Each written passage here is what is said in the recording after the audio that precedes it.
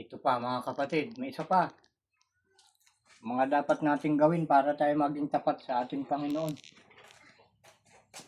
Ayan. Ito. Gawa. Ayan, aklat ng mga gawa. Ayan siya mga kapatid, gawa. 3. Ayan.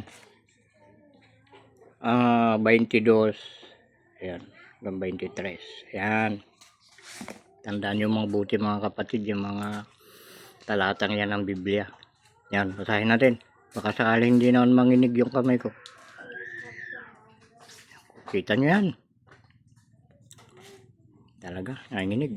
Ayan o. Tagbo yung kindi mga kapatid sa bibig ko. Inalis ko na. Tunay na sinabi ni Moises, ang Panginoong Diyos ay magtitindig sa inyo ng isang propetang gaya ko mula sa gitna ng inyong mga kapatid. Siya ang inyong pakinggan sa lahat ng mga bagay na sa inyo sasalitain niya.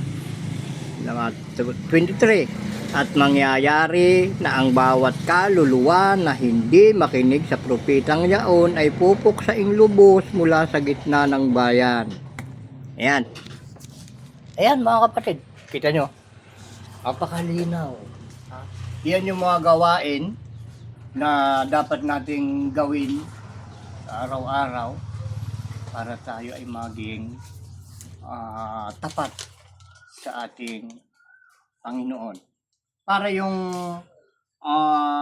kahirapan nating mga tao ay mawala mga kapatid. Sumunod tayo ng tapat sa ating Panginoon. Yun lang mga kapatid.